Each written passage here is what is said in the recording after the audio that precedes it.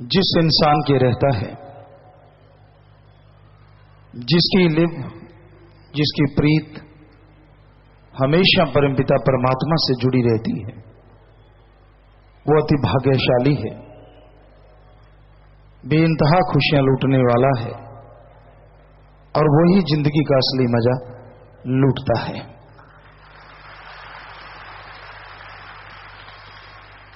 कई बार इंसान के दिलो दिमाग में आता है कि अगर दिन रात मालिक की प्रीत में लगा रहेगा तो दुनिया का क्या। दुनियादारी के कर्तव्य का निर्वाह करता है सत्संगी, मालिक से प्यार करने वाला हर कर्तव्य का निर्वाह करता है दुनिया में रहते हुए, लेकिन उनमें फंसता नहीं, मालिक के प्यार मोहब्बत में वो डूबा रहता है और तमाम खुशियां हासिल करता रहता है। तो उसके दुनियादारी के कार्य भी संवरते हैं और अगले लोग के भी कार्य संवरते चले जाते हैं।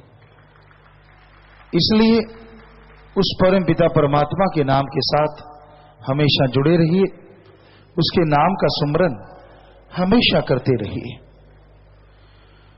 आज घोर कलयुग है और इस कलयुग में इंसान ज्यादातर मतलब परस्त हैं, स्वार्थी हैं, गर्जी हैं।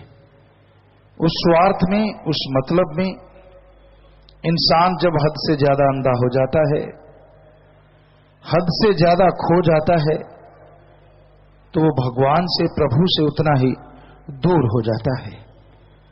अपनी खुदी को, अपने अहंकार को बहुत ऊंचा ना ले जाएं, बल्कि दृढ़ यकीन, दृढ़ इरादा परम पिता परमात्मा के प्यार में रखें, ताकि आपके आने वाले पहाड़ जैसे कर्मों को वो कंकर में बदलता जाए और सुमरन करते हुए, सेवा करते हुए उस कंकर की चुभन भी आपको महसूस ना हो।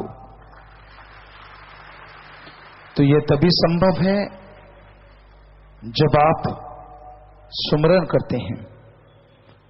2400 घंटे आप दुनियादारी के कार्य करते रहते हैं, दुनियादारी के काम धंधे में उलझे रहते हैं।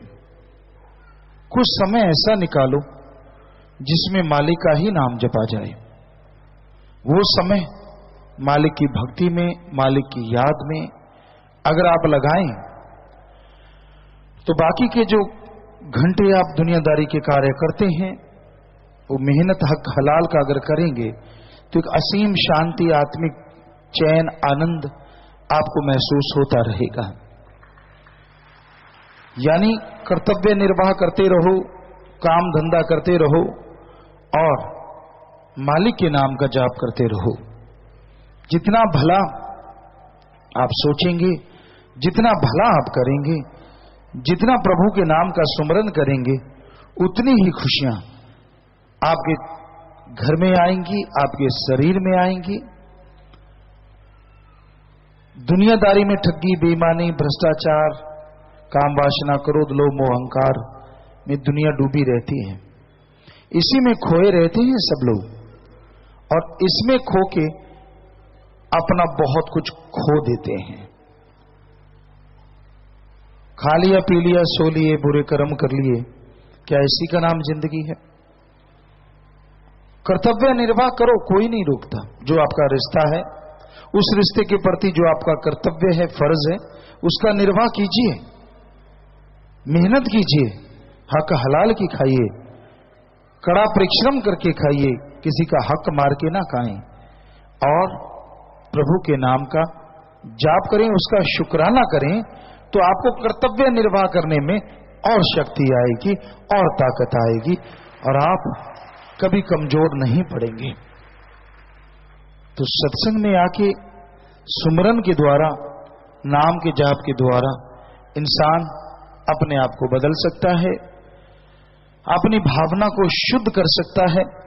जैसे सुबह आपको बोला, सत्संग सुना और अमल नहीं किया तो कर्मों का बोझ उठाना पड़ता है। सत्संग सुनते रहे, कई कहते हैं हम तो 20 साल से, कोई 30 साल, कोई 40, कोई 50, कि हम तो सत्संग सुनते ही आ रहे हैं। वाकई उसका फल आत्मा के खाते में जमा होता ही जा रहा है, होता ही जा रहा है। और आपकी जो कुलें, जो गुजर गए बुजुर्ग पता नहीं कहां भटक रहे थे, उनका फायदा तब होगा जब आप और निभा जाएंगे। वो सुमरन आपका भला करेगा, यानी आत्मा का, जो आप सत्संग में आके बैठ के जाते हैं और सुमरन का फल ले जाते हैं। और वो जो आपकी कुलें हैं, परिवारजन हैं, जिस कुल में आपने जन्म लिया, जब उनको लेके आप जाएंगे तो जय जयकार चहु और होगी। लेकिन जीते जी अगर परमानंद चाहते हो, जीते जी भयानक कर्मों से बचना चाहते हो, तो सत्संग सुन के अमल करना होगा, ढोंग दिखावा नहीं। पाखंडवाद, ढोंग करना आम सी बात है। हर शातिर इंसान आज कलयुग में ये चीजें कर लेता है, लेकिन उतने ही उसे कर्म भोगने पड़ते हैं। एक तो भगवान को बुद्धू बनाना, अपने आप को चालाक समझदार समझते हुए उसको मस्का लगाना, ये आज कलयुग में आम बात है। और इसी वजह से लोग दुखी हैं, परेशान हैं, बीमार हैं। काश इंसान समझ पाता कि सत्संग सुनता हूं पर उस पर अमल भी करूं, तो जन्मों जन्मों के पाप जब कटते हैं तो इस जन्म के पाप क्यों नहीं कटेंगे। जरूर आप पापों से बच जाएंगे, बीमारियों से बच जाएंगे। संतों का काम बताना होता है। हर इंसान मर्जी का मालिक है, हर इंसान खुद गर्ज है, वो खुदी से भरपूर है, तो वो अपनी मर्जी का मालिक, जो चाहे मानता है, जो चाहे नहीं मानता। ये तो इंसान की मर्जी है। लेकिन यकीन मानिए, अगर पीर फकीर जो कहते हैं उसको मान लेता है तो जिंदगी में कभी कोई कमी नहीं आती। अगर उसको नहीं मानता तो इंसान अपने कर्मों के बोझ तले दबा रहता है। जी तो कह रहे थे कुछ? हाँ जी सुनाइए। धन धन सदगुरु तेरा ही आसरा। सदगुरु की प्यारी सात संगत जी,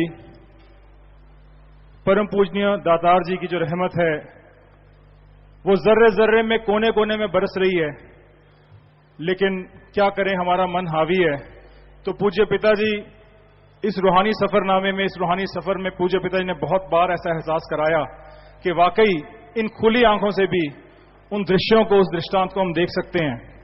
तो सबसे पहले मैं जिक्र करना चाहूंगा, पूज्य पिताजी ने जो बॉम्बे में, मुंबई में स्टे किया, जो फिल्म की और देश की महामाया नगरी है, जहां पर पूज्य पिताजी पूरी लगन के साथ MSG2 के पोस्ट प्रोडक्शन में तल्लीन थे। वहां पे ऐसे रहमो करम की बरसात हुई कि बड़े बड़े एक्टर, बड़े बड़ी एक्ट्रेसेस, बड़े बड़े डायरेक्टर सब लाइन में लगे हुए हैं कि पूज्य पिताजी आप हमें अपने आने वाली पिक्चर में जरूर जरूर जरूर रोल दीजिएगा।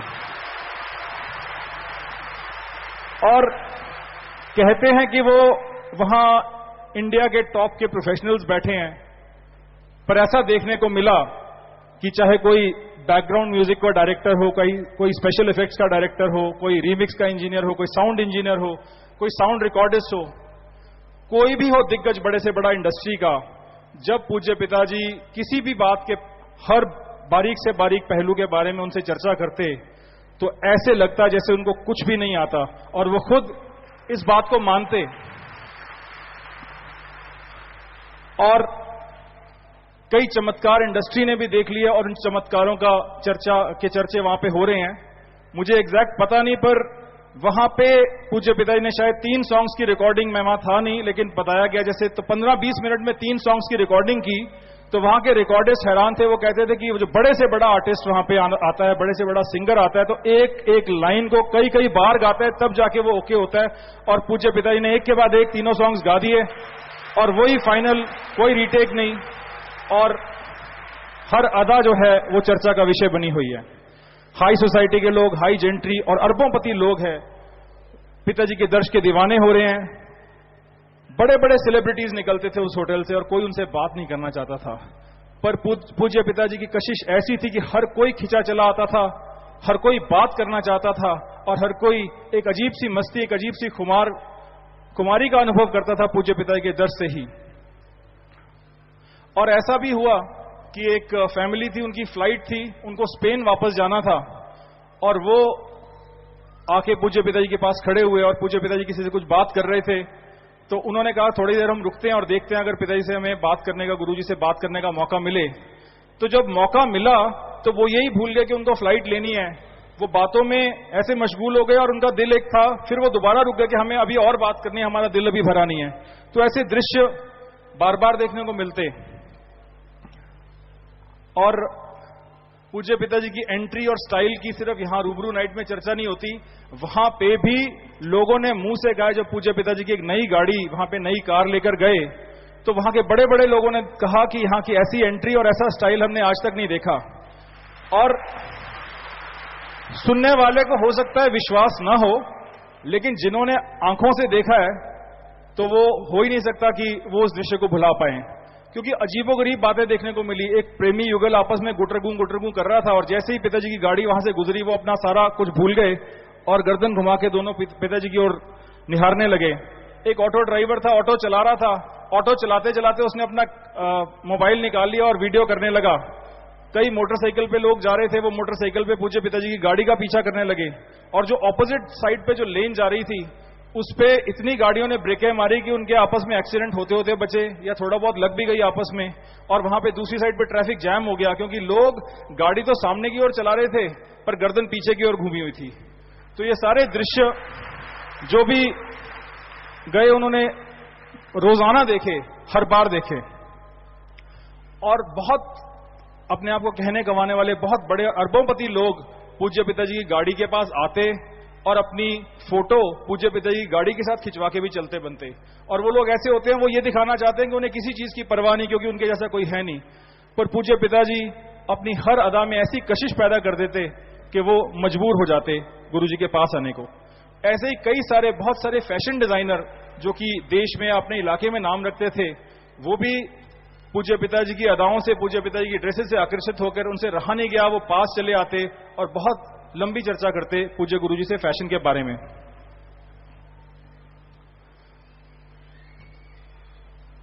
और जल्दी से अब रुख करते हैं यूरोप का। तो हर बार इंटरनेशनल एयरपोर्ट, जो इंदिरा गांधी इंटरनेशनल एयरपोर्ट है, जो भी एयरपोर्ट होता है या मुंबई का एयरपोर्ट हो, हर जगह हड़कंप मच जाता है, क्योंकि सारी की सारी गर्दनें, सारी की सारी निगाहें प्यारे मुर्शिद जी के दीदार में बिजी हो जाती हैं। यहां तक कि लोग ये भूल जाते हैं कि हम अभी बोर्डिंग कर रहे हैं, हमारी फ्लाइट है, क्योंकि फ्लाइट का ऐसा होता है कि अगर मिस हो जाए तो बहुत चक्कर पड़ जाता है। पर बहुत सारे लोग एयरपोर्ट पे भी पूज्य गुरुजी के साथ सेल्फी कराना चाहते हैं और उनको फिक्र अपनी भूल जाती है।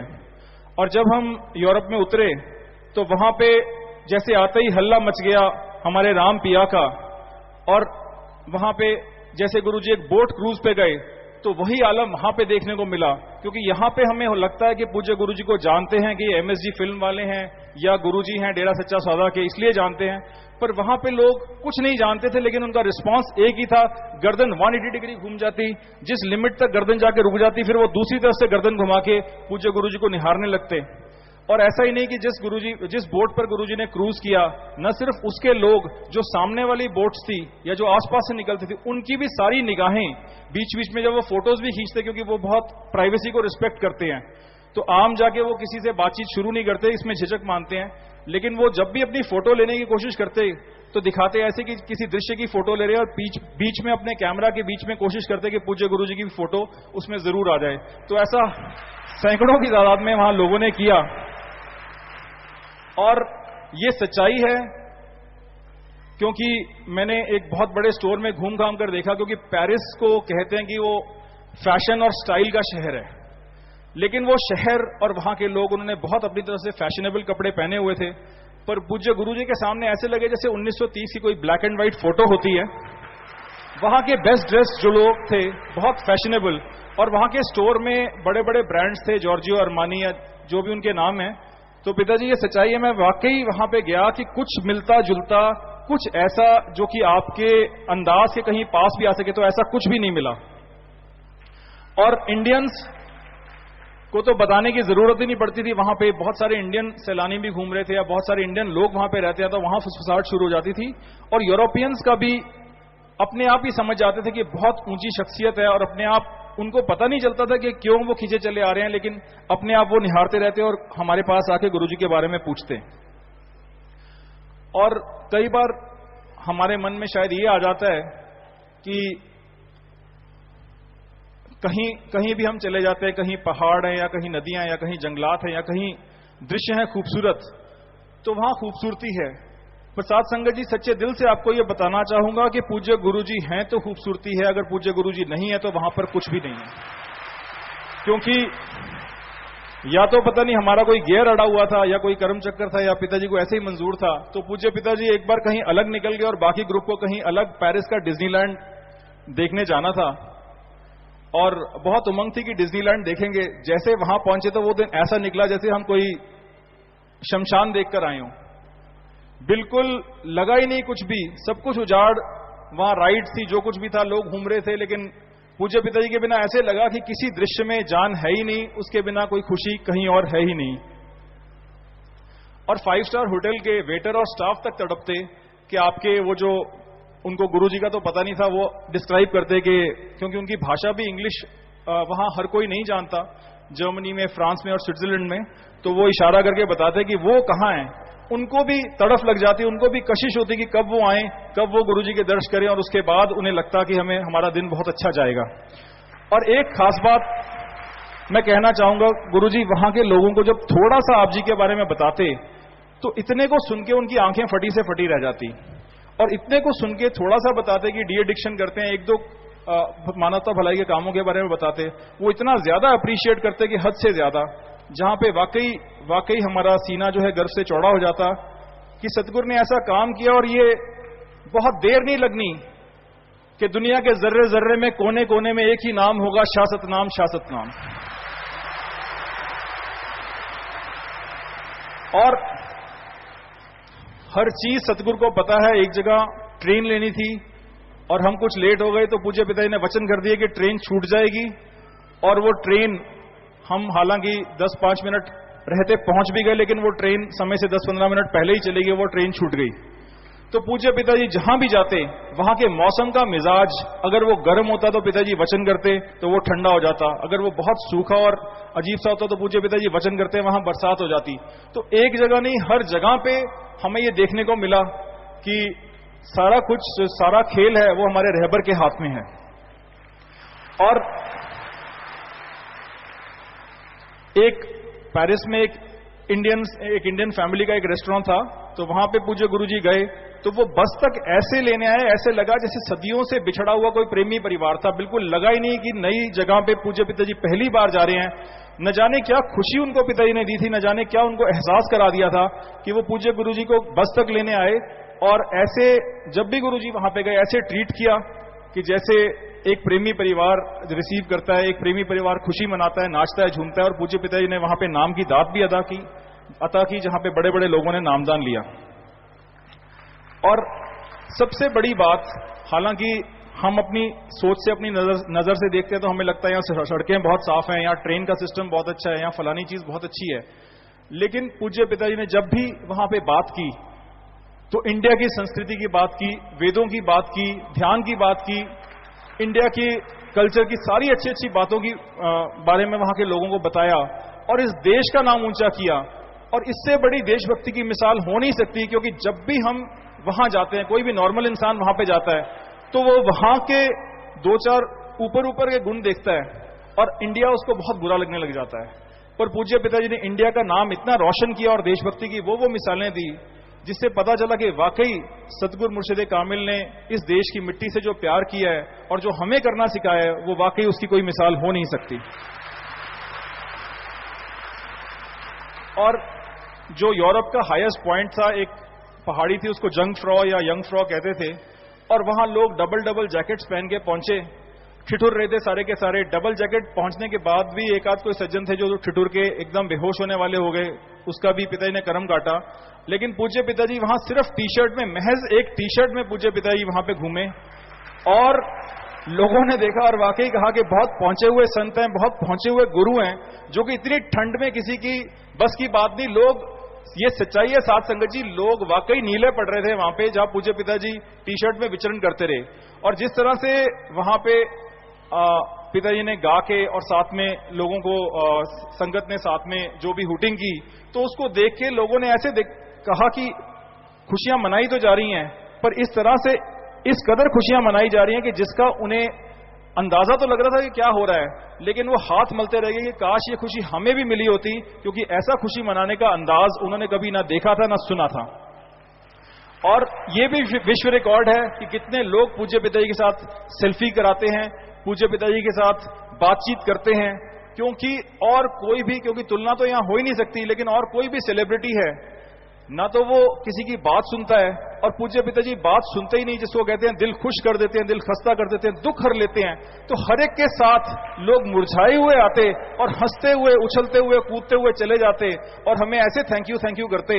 हालांकि हमारा कुछ नहीं होता, पूज्य पिताजी उनको खुद दर्श देके बुलाते अपने पास, लेकिन ऐसे थैंक यू करते कि जैसे उनके ऊपर जिंदगी का सबसे बड़ा उपकार हो गया होता है पूज्य गुरुजी से मिलने के बाद।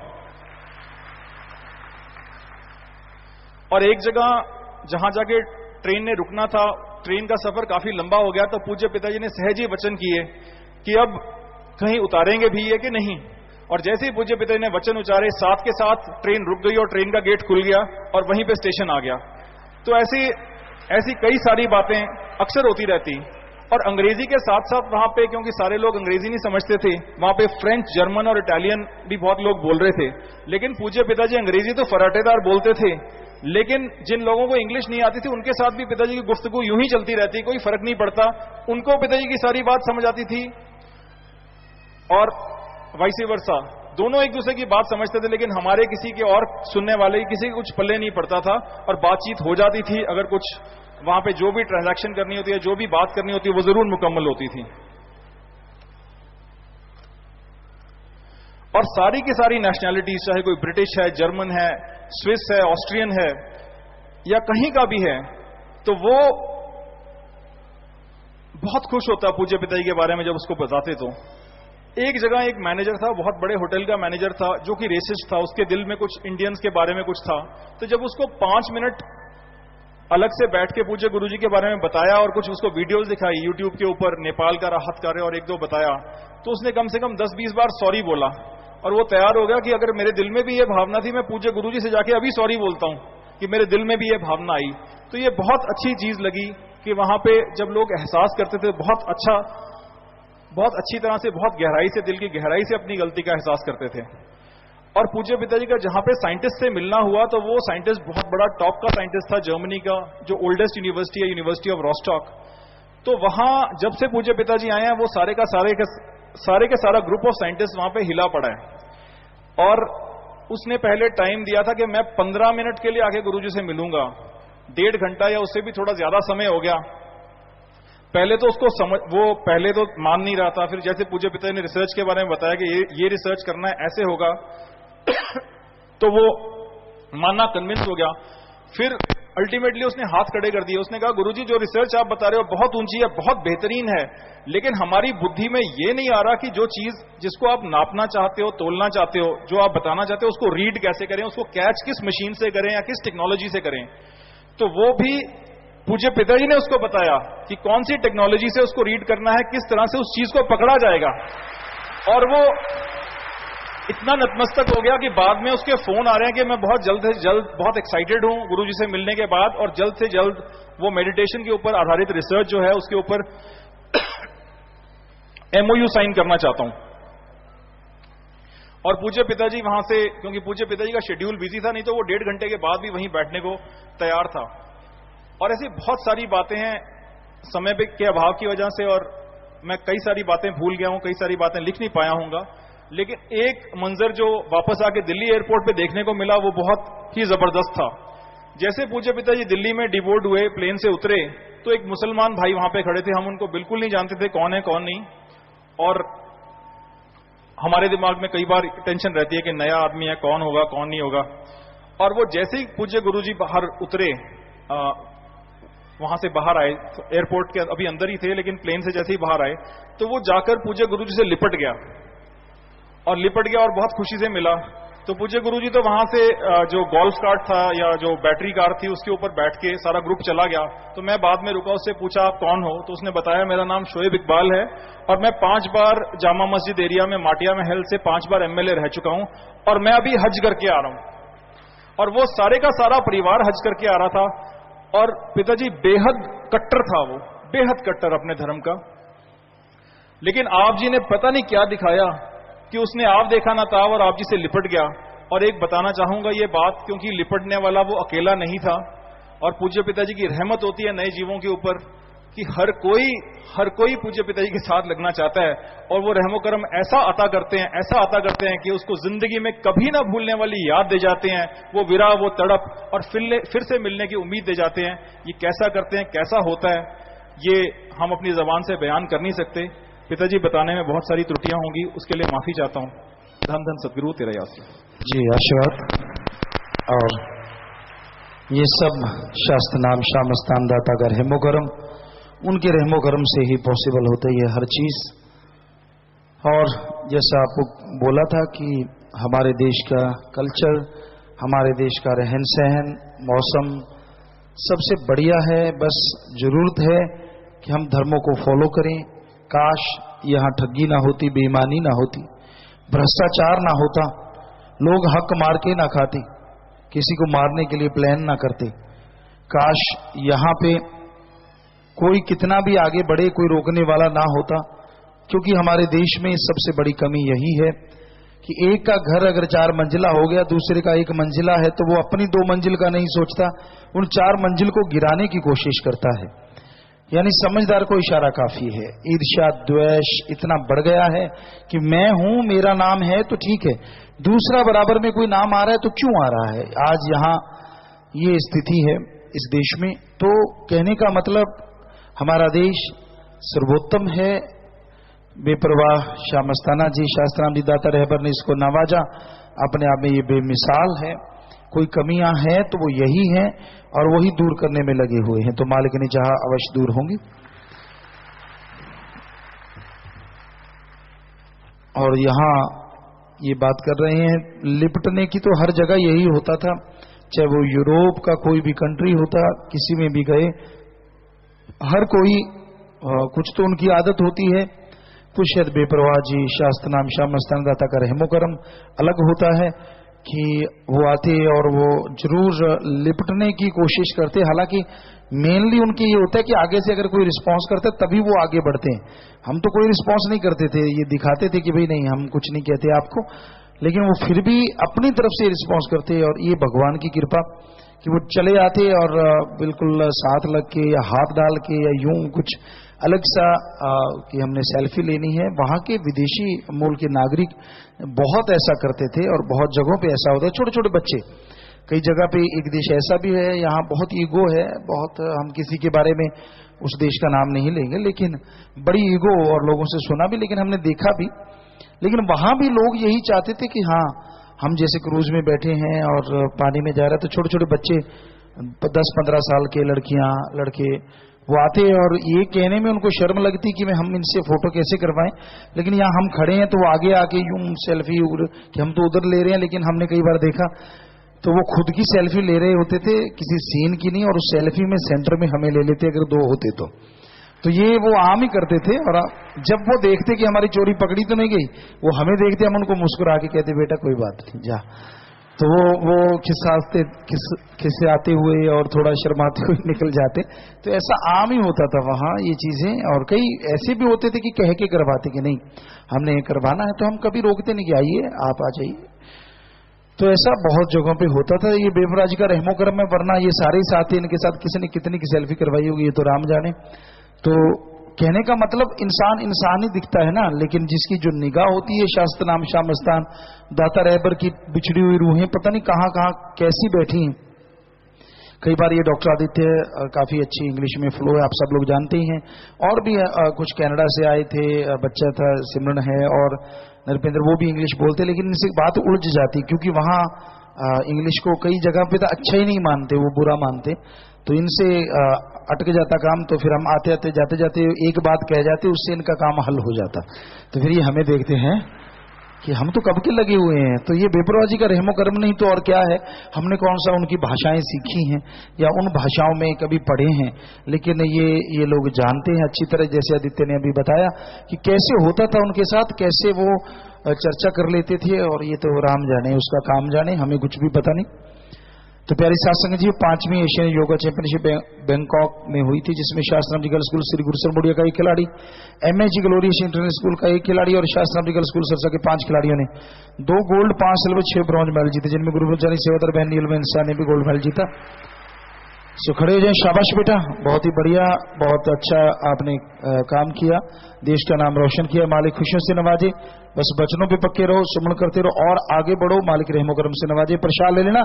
शाबाश साथ संगत जी, गोल्ड मेडल वर्ल्ड कप में जीत के लाए हैं, सिल्वर मेडल तो बहुत बड़ी बात है, और वो भी बेटियां जिनको आप दोयम दर्जा कहते कि बेटी क्या होती है, बेटा ही सब कुछ होता है।